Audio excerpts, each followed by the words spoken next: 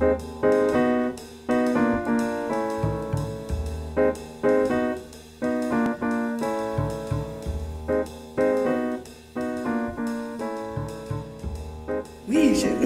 je suis une spécialiste d'ailleurs du XXe siècle, mais on m'a dit qu'il fallait partir du début, c'est-à-dire après le dernier évangile écrit. Donc on va élargir un petit peu, nécessairement, et je dois dire qu'après mon collègue et son brillant exposé, on va revenir les pieds sur terre, j'allais dire, dans un discours de la répression. C'est clair. Je traiterai dans une première partie les siècles avant le XXe, dans une deuxième partie la période de Pie X à Pie XII, c'est-à-dire de 1903 à 1958, puis dans une troisième période, 1967-2005, qui est la période des deux pontifes, Paul VI et surtout Jean-Paul II. Dans une première partie, donc, l'enseignement des pères à Léon XIII. Et là, mon collègue a donné quelques jalons, bien sûr, avec Saint Paul, qui a joué un rôle, Saint Paul pour les chrétiens, qui a joué un rôle, Paul de Tarse, qui a joué un rôle fondamental dans la constitution de la conception catholique et chrétienne du mariage, avec la première épître, surtout le chapitre 7 de la première épître aux Corinthiens. C'est là où il déclare « Il est bon pour un homme de ne point toucher de femme ». Alors, pour les malheureux qui n'avaient pas la possibilité de se condamner à la continence perpétuelle, ils faisaient des concessions, ils ne peuvent pas vivre, mais ils devront exercer leur sexualité de manière à procréer, bien sûr, c'est évident.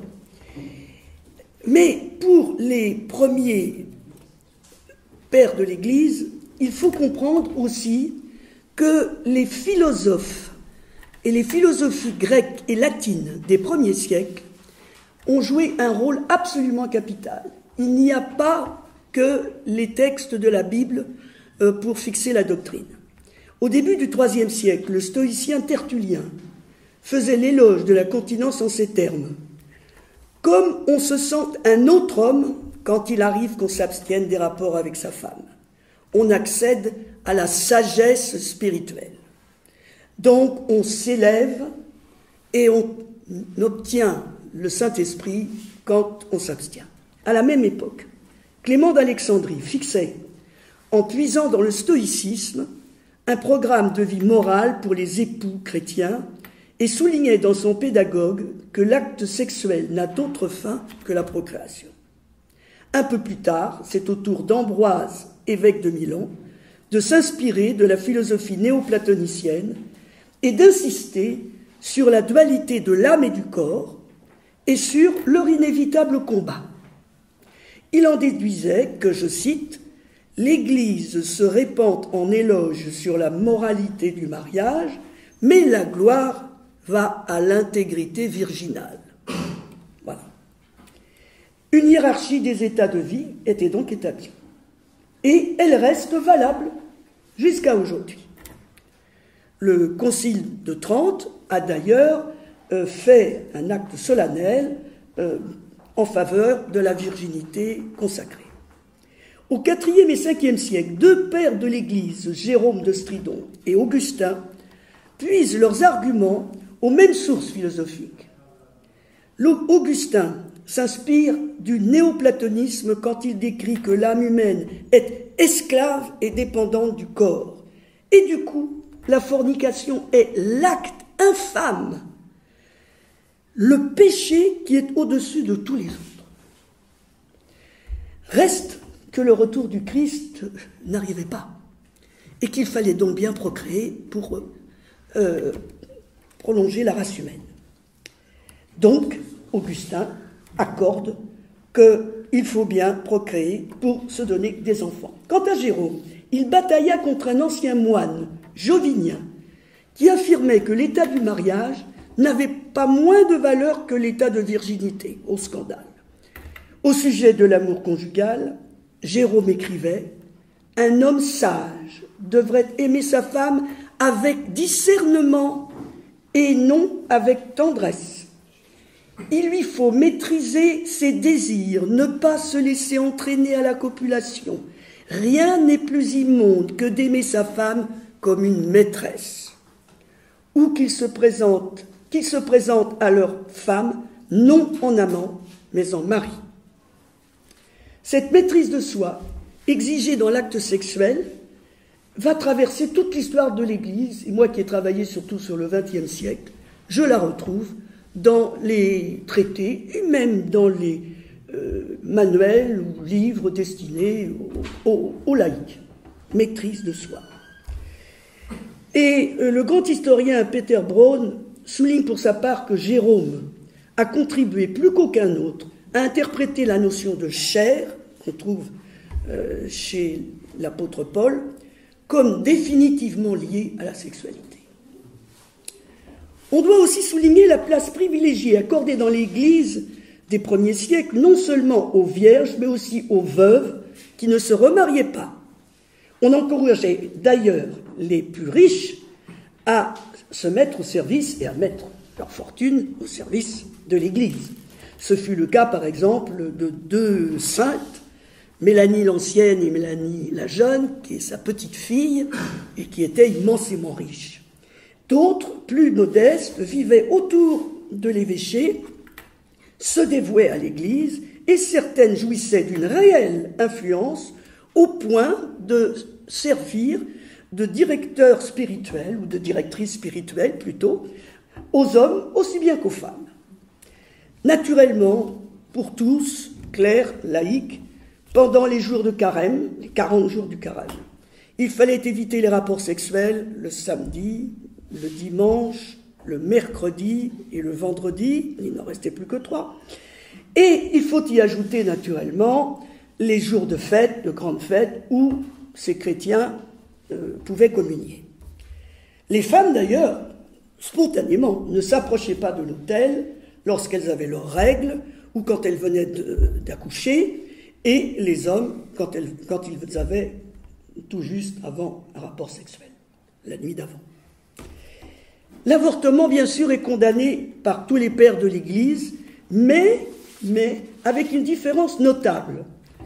Si Tertullien estime que l'âme est insufflée au fœtus immédiatement par Dieu, d'autres théologiens, comme Théodoret, séparaient chronologiquement l'œuvre des parents et l'œuvre de Dieu, qui, lui, insuffle l'âme un peu après, et selon les médecins, 40 jours après.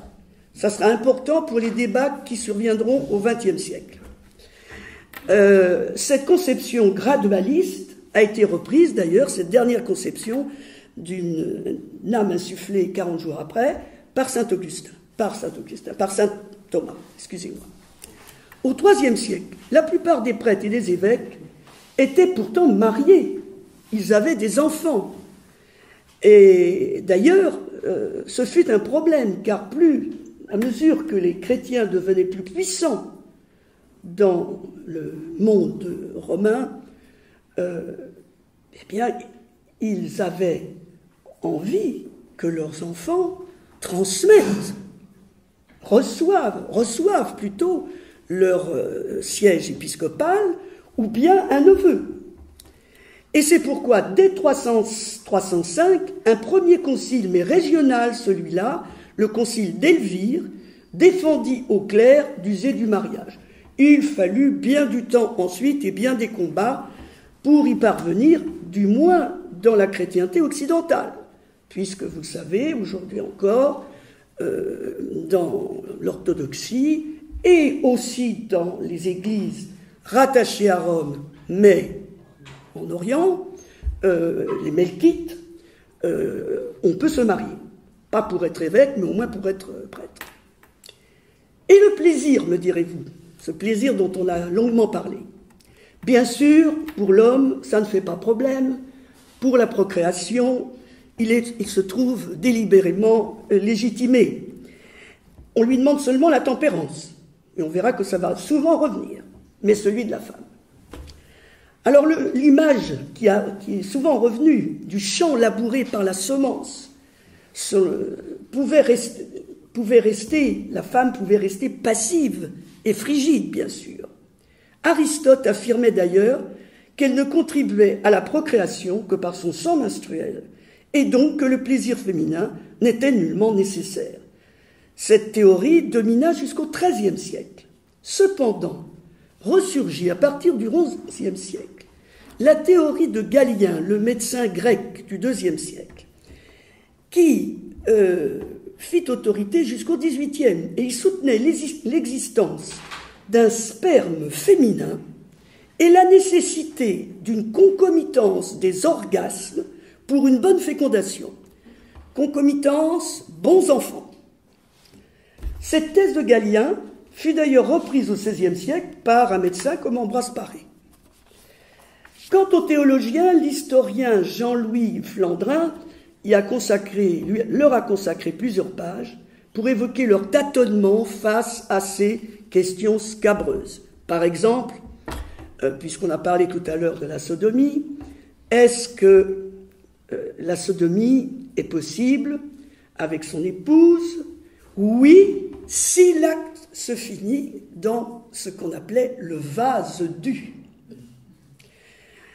Au XVIIe siècle, l'ouvrage de François de Sales, publié en 1608, intitulé « De l'honnêteté du lit nuptial », donne des conseils de bienséance qui furent médités pendant 3 siècles et demi. Je retrouve après-guerre, après la Deuxième Guerre mondiale, des livres qui conseillent toujours aux époux de lire ce chapitre. Nous sommes parvenus au XIXe. Et 3 faits au moins méritent d'être relevés. D'abord, dans les années 1830, en réaction contre le rigorisme, la diffusion du manuel de théologie morale d'Alphonse de Liguori, c'est un missionnaire italien devenu évêque et qui, dans son manuel qui a été réédité longtemps, prônait l'indulgence des confesseurs. Ensuite arrive, en 1880, la publication de la première encyclique sur le mariage. Mais cette première encyclique n'aborde que le divorce que la France s'apprêtait à rétablir. Troisième fait, encore les années 1880, les directives de la congrégation de la pénitencerie qui s'adressent aux confesseurs et qui exigent d'eux qu'ils interrogent désormais au confessionnal quand il y a un doute fondé que le pénitent pratique le coït interrompu, ce qu'on appelait à l'époque l'onanisme, on en a parlé tout à l'heure, et qui était la grande méthode extrêmement populaire en France. Je vous rappelle que la France est le pays qui, le premier, a limité les naissances, et par quelle méthode? Par le coït interrompu. Depuis le début du XIXe siècle, cette méthode s'est répandue. Et là, il y avait un véritable problème qui a alerté les congrégations romaines, à partir d'ailleurs de questions posées par des évêques français qui s'inquiétaient. Deuxième partie, le triomphe de la morale catholique traditionnelle. Dans le Code de droit canonique, publié en 1917, et qui est resté en vigueur jusqu'en 1983, le mariage est conçu comme un contrat qui implique un échange de droits sur le corps de l'autre. Un échange, cette fois-ci quand même, à égalité. Je reviens un peu sur ce qui vous a été dit tout à l'heure. L'homme a droit de demander ce qu'on a appelé tristement le devoir conjugal, mais la femme aussi a droit. Et le conjoint doit rendre le devoir. Sur ce point-là, au moins, il y a une égalité. Le Code de droit canonique s'appuie sur saint Augustin et sur saint Thomas pour préciser à l'article 1013 la fin principale du mariage est la procréation et l'éducation des enfants. Sa fin secondaire, c'est l'aide mutuelle des époux et le remède à la concupiscence, remedium concupiscentiae.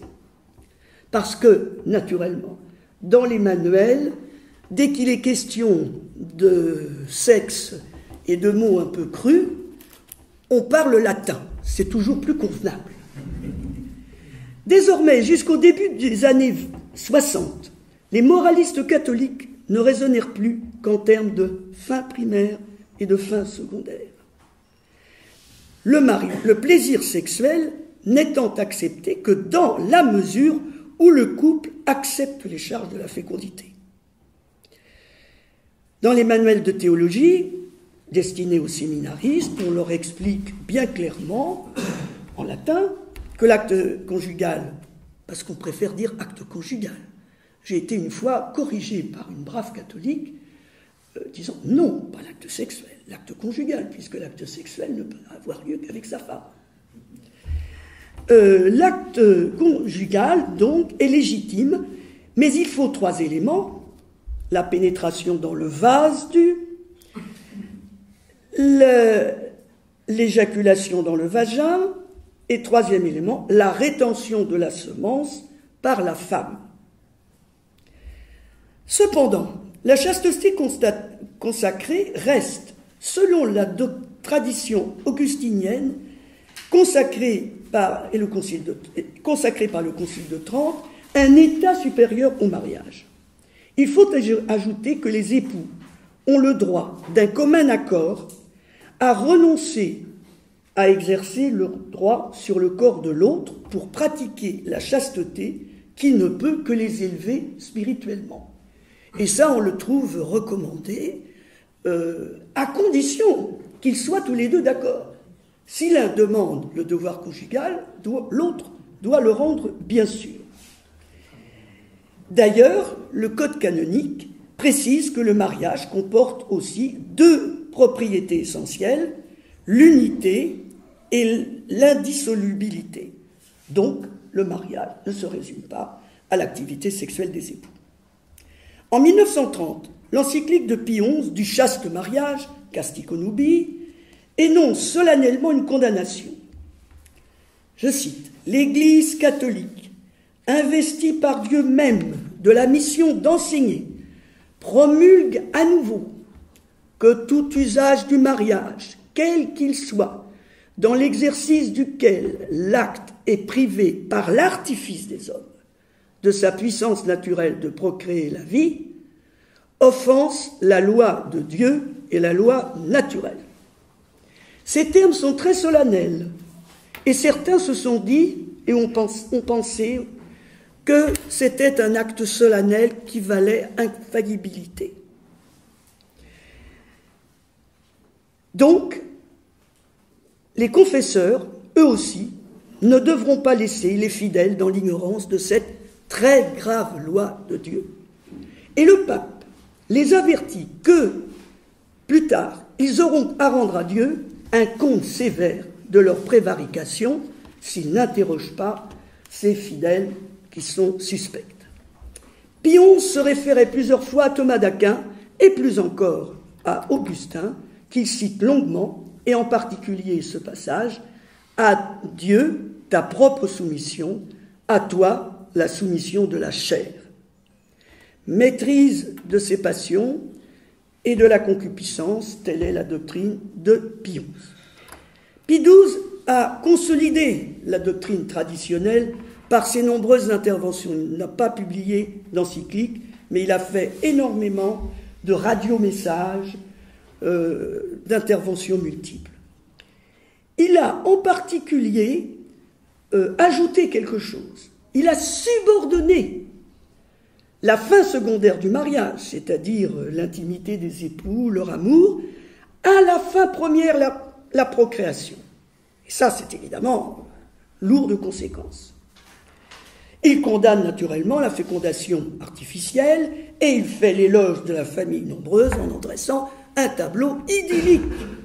Enfin, en 1954, il publie, je me suis trompé, il y a quand même une encyclique sur l'exaltation de la virginité consacrée. Un discours de Pie XII est resté célèbre. Son discours aux sages-femmes, prononcé en décembre 1951, en un temps taraudé par la question de la limitation des naissances, le pape légitimait la continence périodique tout en affirmant que le mariage devait être fécond. Dans ce même discours, le pape affirmait que le plaisir sexuel est légitime parce qu'il a été voulu par Dieu. Mais immédiatement après, il ajoute « Les époux doivent savoir se maintenir dans des limites d'une juste modération. Il faut dominer les passions déréglées et la morale chrétienne ne peut admettre une satisfaction effrénée de l'instinct sexuel ni cette tendance exclusive au plaisir et à la jouissance. » Pie XII s'inscrit ainsi dans la tradition chrétienne de méfiance à l'égard de la sexualité. Il évoque aussi l'hédonisme antichrétien, les plus bas instincts de la nature déchue. Je pourrais continuer ces belles expressions. Dans un climat de dénonciation favorisé par le Saint-Office dans les années 50, Pie XII a même cherché à réduire au silence les courageux prêtres et laïcs qui tentaient d'aborder la question sexuelle tout en restant dans le cadre catholique. C'était déjà de trop. Il fallait se taire. Cependant, le discours de Rome, bien que répercuté par les évêques et les prêtres,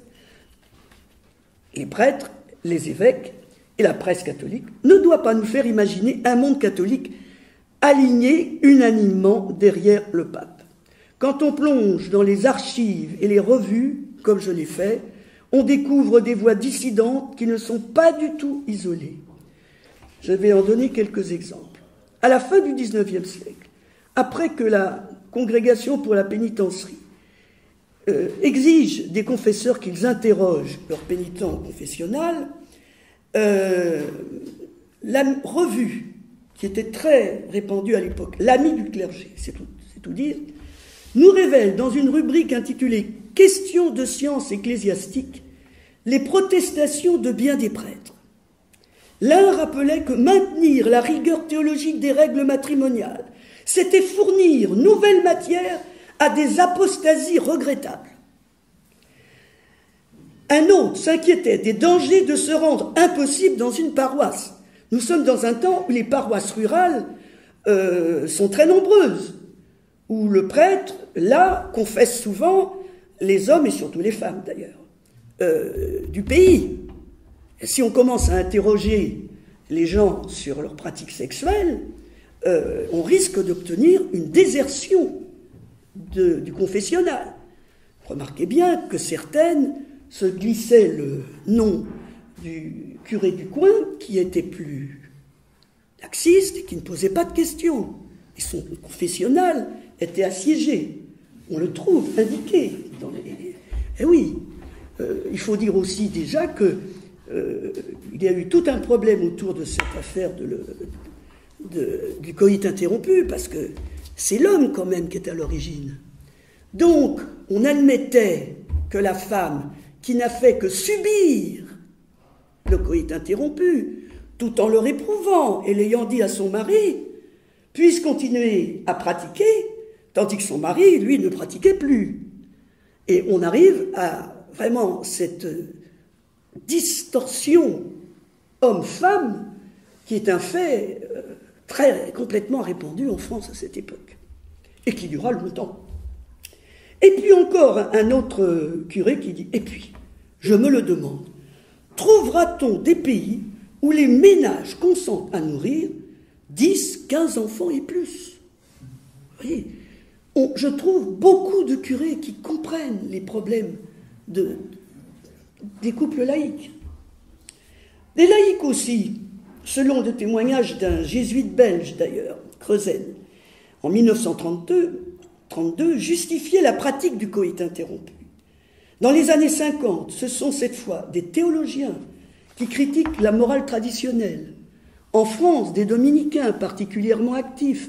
C'est un dominicain français qui, au début des années 50 d'ailleurs, dans une revue dominicaine, fait l'analyse que vous avez faite tout à l'heure, monsieur, sur l'onanisme qui n'est pas du tout la masturbation, mais qui est le coït interrompu condamné par la loi lévitique, du Lévitique.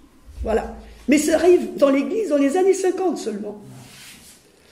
Les dominicains, donc, en France, sont particulièrement actifs, et même en Belgique aussi, des interrogations ont suscité des rencontres à l'abbaye bénédictine de Marezzo.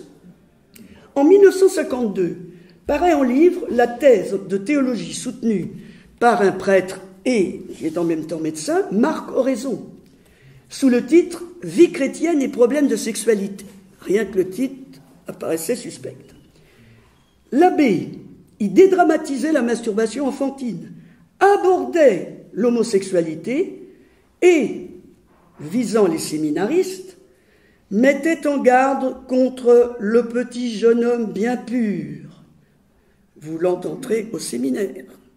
Naturellement, le livre fut mis à l'index et Marc Oraison, qui avait été appelé par des directeurs de séminaires à venir faire au moins quelques visites auprès des séminaristes qui posaient quelques problèmes, on a interdit ces visites.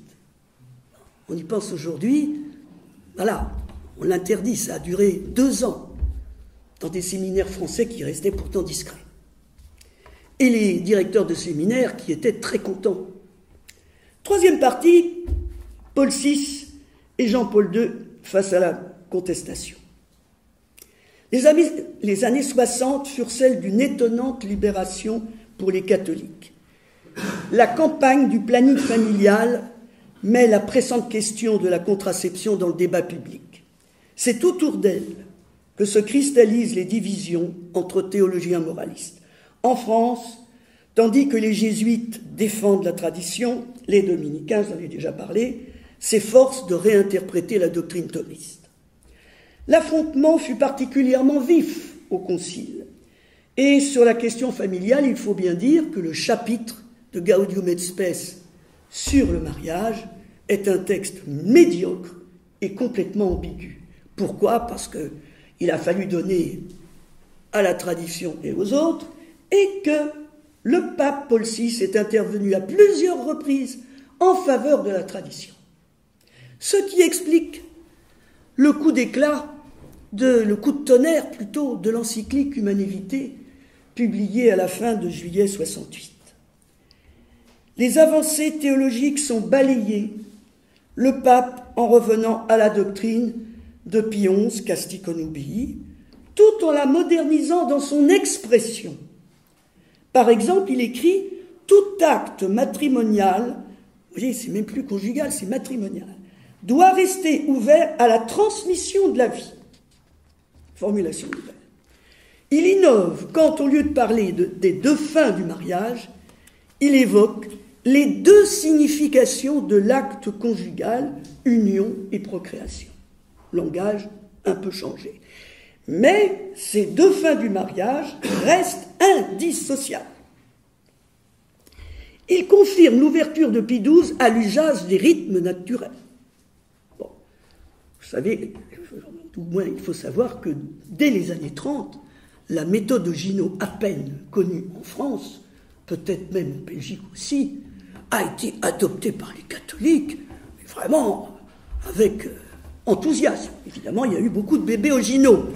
Mais enfin, c'était... Et le magistère a été pris à contre-pied. Il ne pouvait pas s'opposer à une méthode où l'homme n'intervenait pas dans le déroulement de l'acte sexuel. Pie XII, Paul VI, donc, rappelle que tout doit se faire dans le respect de l'ordre établi par Dieu. Et là, il réintroduit la loi naturelle, alors que les théologiens, dans les années 60, avaient critiqué cette conception d'une loi naturelle éternelle, pour dire, mais non, elle est historique, la loi naturelle. Maintenant, on la réintroduit comme éternelle. Et derrière lui, Jean-Paul II, Benoît XVI feront pareil. Or, la gravité, c'est que la loi naturelle n'a pas à s'appliquer seulement aux catholiques. Elle devrait s'appliquer à tous. Et ça vous explique aussi pourquoi continuent les épiscopats, comme l'épiscopat espagnol, continuent à soutenir les manifestations de tous ordres contre l'avortement, etc. Naturellement, Paul VI consacre 2 pages pour exposer les méfaits de la contraception.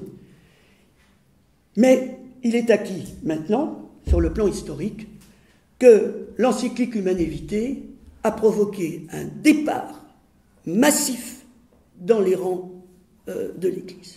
Massif, et des femmes en particulier. Il y a des exemples un peu contraires. Je n'hésite pas à citer un vieux militant catholique, enfin, il est mort aujourd'hui, c'est pour ça que je le cite, je ne dirai pas son nom, qui m'a dit qu'ayant lu Humanae Vitae, il s'est décidé avec sa femme à prendre la pilule. Enfin, sa femme s'est décidée à prendre la pilule. Voilà.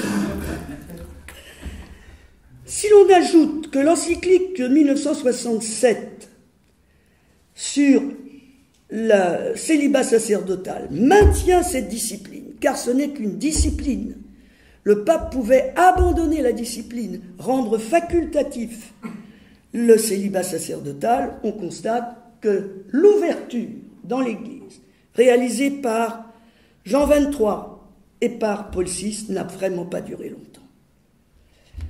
Avant de quitter Paul VI, il faut quand même dire un mot de l'inénarrable déclaration sur quelques questions d'éthique sexuelle, publiée en décembre 1975 par l'ex-Saint-Office, devenu Congrégation pour la doctrine de la foi. 3 questions étaient abordées. Les relations préconjugales, qualifiées de débauche. L'homosexualité, grave dépravation. Et enfin, la masturbation, acte intrinsèquement et gravement désordonné. Le texte se termine par 8 pages sur la vertu de chasteté que l'on peut pratiquer grâce aux moyens conseillés par l'Église, garde de la pudeur, modération dans les divertissements et bien sûr prière. Alors qu'Humanae Vitae avait suscité protestation et scandale, ce texte a plutôt généré les quolibets et voire de franches rigolades. Vint Jean-Paul II, après l'élimination de Jean-Paul Ier, au bout de 33 jours. Un pontificat de plus d'un quart de siècle, interminable et triomphant. On sait que le cardinal polonais pesa beaucoup dans la rédaction d'Humanae Vitae. C'est le dernier évêque que Paul VI a consulté avant de publier Humanae Vitae.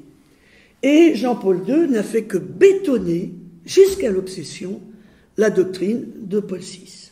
La loi naturelle est sacrée de nouveau doctrine de l'Église dans une encyclique Veritatis Splendor en 1994. D'ailleurs, le cardinal Ratzinger, avant de devenir Benoît XVI, avait déjà écrit dès 1982, je cite, « Pour l'Église, le langage de la nature est aussi le langage de la morale. Respecter la biologie, c'est respecter Dieu lui-même. » Rendez compte. Et ensuite, dans l'encyclique Evangelium Vitae, Jean-Paul II lance sa grande croisade contre l'avortement. Mais cette doctrine sur l'avortement, qui avait été contestée par des théologiens dans les années 70, j'ai pu écrire et publier il y a 2 ans, j'ai eu du mal à le publier, mais quand même, dans une revue théologique dominicaine, tout un article qui montre combien de théologiens catholiques s'étaient élevés contre cette doctrine. Évidemment, aujourd'hui, il n'en est plus question d'en parler. Donc, cette doctrine se heurta et se heurte toujours à l'expérience des couples, et le pape charismatique n'a pas obtenu des jeunes qui l'acclament dans les JMJ qu'il renonce à s'aimer. Signalons aussi les audiences du mercredi, qui durant 4 ans, entre 1980 et 1984, permirent au pape polonais d'exposer sa théologie du corps et de la sexualité. Il conclut l'ensemble de ses allocutions par 4 catéchèses sur la chasteté et la vertu de continence en affirmant « La continence intégralement comprise se révèle plutôt l'unique moyen pour libérer l'homme de ses tensions. » L'unique moyen pour libérer l'homme de ses tensions. Une formulation moderne empruntant à la psychologie pour légitimer la vieille doctrine, la très vieille doctrine. Rome resta sourd aux réserves émises par certains épiscopats et naturellement Bayona les théologiens. Cependant, l'acte le plus solennel du pontificat de Jean-Paul II est le catéchisme de l'Église catholique, publié en 1992, en 13 pages. Tout est dit de la vocation à la chasteté, aux offenses à la dignité du mariage, masturbation, viol, homosexualité, adultère, divorce, polygamie, fivette, l'acte sexuel n'étant légitime que dans le mariage et à condition d'en user modérément. Je conclus. Vous avez peut-être remarqué dans le catéchisme de Jean-Paul II l'absence de la pédophilie. Nous n'apparaît pas. Parmi les offenses à la loi naturelle, il n'y a pas la pédophilie. Mais quand on dénonce les actes d'homosexualité comme intrinsèquement désordonnés, que peut-on dire de plus de la pédophilie? Dans les rapports confidentiels que j'ai lus dans des années 60-62 sur les problèmes sexuels dans le mariage, j'ai constaté que la pédérastie n'est pas distinguée de l'homosexualité, c'est mis ensemble. Et dans presque tous les cas, les prêtres pédophiles qui sont signalés n'abandonnent pas le sacerdoce, tandis que les prêtres qui ont une union hétérosexuelle finissent par partir. On les pousse dehors, d'ailleurs, quand c'est un peu trop spectaculaire, on les pousse dehors. Mais les prêtres homosexuels restent. Dès lors, depuis lors plutôt, de nombreuses études ont montré que l'obligation du célibat amenait dans les séminaires des jeunes à tendance homosexuelle, ce qui ne veut pas dire nécessairement pédophile. En 2005, il y a eu une instruction venue du Vatican qui a interdit d'admettre dans les séminaires, et à plus forte raison d'ordonner, des personnes ayant des tendances homosexuelles.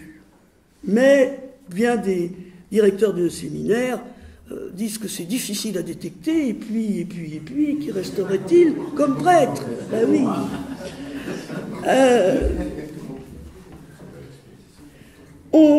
Quant au célibat, on imagine mal le pape aujourd'hui s'attaquer à une règle si ancrée dans l'institution. Dans les années 60, dans le climat des années 60, et sous la pression d'une jeune génération de prêtres, c'était possible. Et là aussi, Paul VI n'a pas eu ce courage. Mais maintenant, il va falloir attendre longtemps. Bref, la morale sexuelle, que je qualifie de romaine, car la pratique des catholiques est souvent très différente, a disqualifié l'Église aux yeux de la plupart des humains, comme le soulignait d'ailleurs l'éminent sociologue Daniel Hervieux-Léger. Dans une institution qui privilégie la tradition, le changement suppose beaucoup de temps et de silence, même si l'on voit fondre les fidèles comme neige au soleil.